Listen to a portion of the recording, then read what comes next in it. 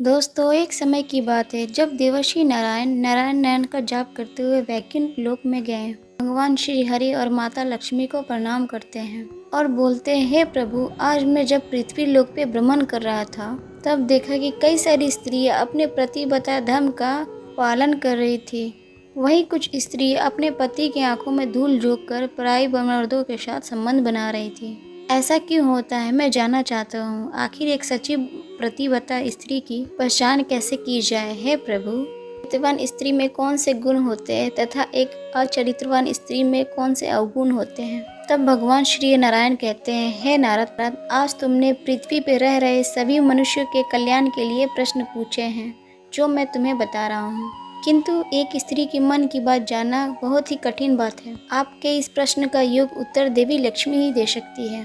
हे देवी लक्ष्मी, मैं आपसे निवेदन करता हूँ, मेरे परम भक्त नारायण की प्रश्नों का उत्तर देने का प्रयत्न करें। लक्ष्मी कहते, हे प्रभु, आपकी आज्ञा से मैं अवश्य नारद जी की जिज्ञासा को दूर करूंगी। हे देवर्षि नारद, जिस भी नारी के अंदर ये 3 लक्षण होते हैं उस स्त्री का वंश शुद्ध होता है। वो उस स्त्री के घर में माँ लक्ष्मी का निवास होता है। उस नारी के कुल की, पिता के कुल की और पति के कुल की, सभी के कुल की स्वर्ग में स्थान मिलता है। जो स्त्रियां पतिव्रता होती है वो मृत्यु के पश्चात विष्णु लोक की प्राप्ति करती है। पतिव्रता स्त्री की महानता की एक मैं आपको पवित्र कथा सुनाती हूँ। इस कथा के श्रवण करने के मात्र से ही व्यक्ति के सारे कष्टों का निवारण हो जाता है तथा उसके सारे ही पाप धुल जाते हैं। जो व्यक्ति ध्यान मग्न होकर इस कथा को पूरे विश्वास और मन के साथ सुनता है, भगवान विष्णु उसके 32 अपराध माफ कर देते हैं।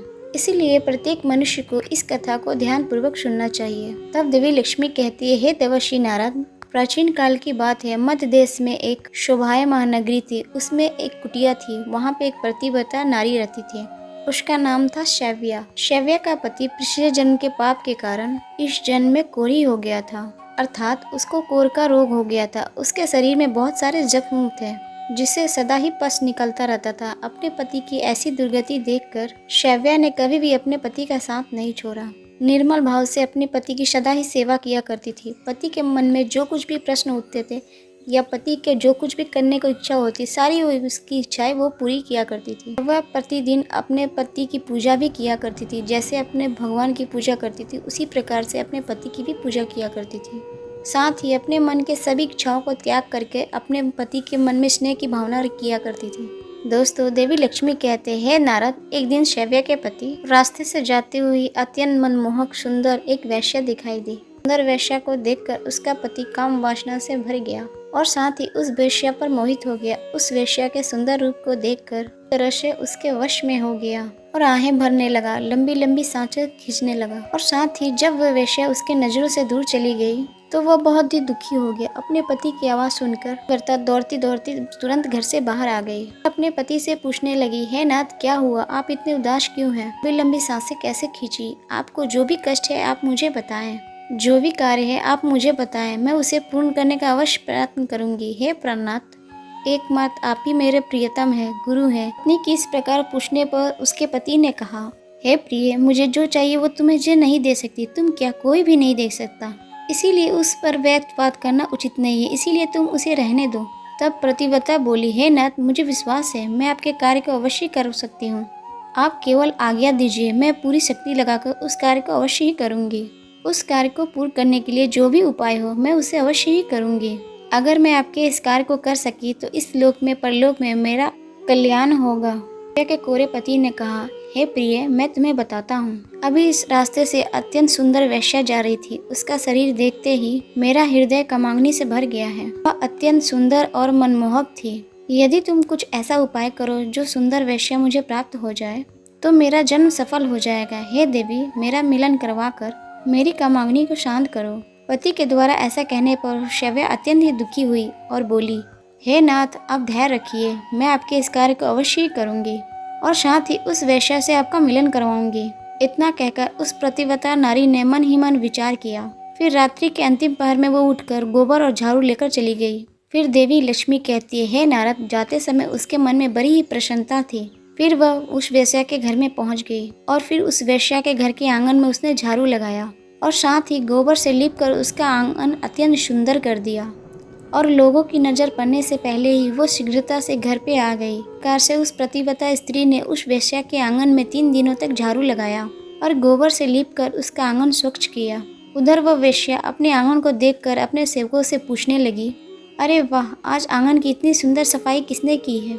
जिसने भी मेरा आंगन स्वच्छ किया है, मैं उसकी इच्छा पूर्ण करूंगी। फिर वेश्या के सेवकों ने कहा, हे वेश्या, मैंने तो घर की आंगन की सफाई नहीं की है। हमारे जागने से पहले इस आंगन की कोई सफाई करके चला जाता है। सेवकों की बात सुनकर वेश्या को बड़ा ही आश्चर्य हुआ और सोचने लगी, आखिर कौन है वो जो मेरे घर के आंगन को साफ कर रहा है। फिर उसने जानने के लिए रात भर जागरण किया और छिपकर देखने लगी। तभी उसने देखा कि रात्रि के अंतिम पहर में ब्राह्मणी आकर उसके घर के आंगन को साफ कर रही है। दोस्तों, माँ लक्ष्मी कहती है, हे देवर्षि नारद। ब्राह्मणी को देखते ही वो वेश्या बोली, हाय हाय, हे देवी, आप ये क्या कर रही हो? क्यों आप मुझ पापी स्त्री का घर का आंगन साफ कर रही हो? मुझे क्षमा करो, आप ये कार्य मत करो। इतना कहकर वेश्या ने उस ब्राह्मणी का पैर पकड़ लिया और कहा, हे प्रतिव्रता, आप क्यों मेरे धन, आयु और कीर्ति का विनाश करने पे तुली है? कौन सा अपराध किया है? हे साध्वी, आपको जो चाहिए वो आप मुझसे मांग लीजिए, मैं बिना सोचे ही आपको दे दूंगी। आपको ये कार्य शोभा नहीं देता। तब प्रतिव्रता स्त्री ने उस वेश्या से कहा, हे सुंदरी, मुझे धन की अभिलाषा नहीं है, किंतु तुम्ही से मुझे कुछ कार्य है। यदि तुम करोगी तो मैं बताती हूँ, यदि उस कार्य को तुम पूर्ण करोगी तो मेरे मन को शांति मिलेगी, तभी मैं समझूंगी तुमने मेरा सारा मनोरथ पूर्ण कर दिया। तब वह वेश्या बोली, हे प्रतिव्रता, आप जल्दी बताइए, मैं वचन देती हूँ आपका जो भी अभिष्ट कार्य है मैं उसे अवश्य ही करूँगी। माता जी, आप महान प्रतिव्रता है, आपका मैं कार्य अवश्य करूँगी। मेरे तो सभी पाप धुल जाएंगे आपके चरण छूने से ही। कृपया आप जल्दी बताइए, मैं आपकी किस प्रकार से मदद कर सकती हूँ। फिर वो प्रतिव्रता ने लजाते हुए कहा, है सुंदरी, कुछ दिन पहले मेरे पति की नज़र तुम्हारे सुंदर शरीर पर पड़ी, जिसे देखकर वे तुम्हारे शरीर के मुंह में पड़ गए हैं और तुमसे मिलन करने की इच्छा कर रहे हैं। इतना सुनते ही वो वेश्या चौंक गई और कुछ क्षण तक विचार करने लगी। उस दुर्गंध कोढ़ी युक्त पुरुष के साथ संबंध बनाने की बात सोचकर बड़ा ही दुख होने लगा। वह वेश्या उस प्रतिव्रता से बोली, हे देवी, यदि तुम अपने पति को मेरे घर पर लेके आ जाओ तो उनकी इच्छा मैं एक दिन के लिए अवश्य पूरा करूंगी। तब उस प्रतिव्रता ने कहा, हे सुंदरी, मैं आज रात को ही अपने पति को तुम्हारे घर में लाऊंगी। फिर वह जब तुमसे कीर्ति करके संतुष्ट हो जाएंगे तब मैं उनको अपने घर के ले जाऊंगी। तब वेश्या बोली, हे प्रतिव्रता, तुम शीघ्र ही अपने घर को चली जाओ ताकि कोई तुम्हें यहाँ ना देखे और आधी रात को अपने पति को लेकर यहाँ चली आना। मैं तुम्हारी इच्छा अवश्य पूर्ण करूंगी। दोस्तों, देवी लक्ष्मी बोलती है, फिर वह प्रतिव्रता नारी अपने घर को चली गई और अपने पति से सारी बात बता दी। आज रात को अब वेश्या के घर में ले जाएगी। फिर वो कोढ़ी अपने पत्नी से बोला, हे प्रिय, मैं उसके घर में कैसे जाऊंगा? मुझसे तो चला भी नहीं जाता, फिर किस प्रकार से ये कार्य पूरा हो पाएगा? तब प्रतिव्रता बोली, हे प्राणनाथ, आप चिंता ना करो, मैं आपको अपनी पीठ पर बैठाकर ले जाऊंगी और फिर जब आपका कार्य पूर्ण हो जाएगा तब मैं आपको लेकर आऊंगी। इतना सुनकर वो ब्राह्मण बहुत ही खुश हुआ। फिर अपनी पत्नी से बोला, है कल्याणी, तुम एक महान नारी हो, तुमसे मैं अति प्रसन्न हूँ, तुम्हारे कारण मेरा कार्य पूर्ण हो जाएगा। तुमने आज जो कार्य अपने पति के लिए किया है, ऐसा कार्य कोई भी संसार की स्त्री नहीं करेगी। हे देवी, तुम धन्य हो। फिर रात हो गई। फिर रात को प्रतिव्रता नारी अपने पति को पीठ पर बैठाकर लेके जाने लगी। रास्ते में एक जगह परम तेजस्वी ऋषि गलती से चोर समझकर राजा ने उन्हें शूल पर चढ़ाया हुआ था। शूल ऋषि के आर पार में था, फिर भी किंतु वे जीवित थे और वो अपनी तपस्या में लीन हो गए थे। जब रात के अंधकार में वो प्रतिव्रता स्त्री अपने पति को लेकर वहां से गुजरी तो गलती से उसके कोरे पति का शरीर मंडवा ऋषि को लग गया और उनकी तपस्या भंग हो गई। मंडवा ऋषि अत्यंत ही क्रोधित हो गए और श्राप देने लगे, जिस पापी ने भी मेरी तपस्या भंग की है और मुझे वेदनाएं दी है, वह पापी सूर्योदय होते ही भस्म हो जाएगा। ऋषि मंडवा के श्राप सुनकर वह कोढ़ी जमीन पर गिर पड़ा। ऋषि का श्राप सुनते ही वो देवी प्रतिव्रता को बहुत ही दुख हुआ और कहने लगी, आज से 3 दिनों तक सूर्य का उदय ही ना हो। इतना कहकर वह प्रतिव्रता नारी अपने पति को लेकर घर चली गई और अपने पति को शैया पर बैठाकर उसके पास लेट गई। फिर देवी लक्ष्मी कहती है, हे नारद, पतिव्रता के वाणी में इतनी शक्ति थी कि वह जो भी कहती है सत्य हो जाता था।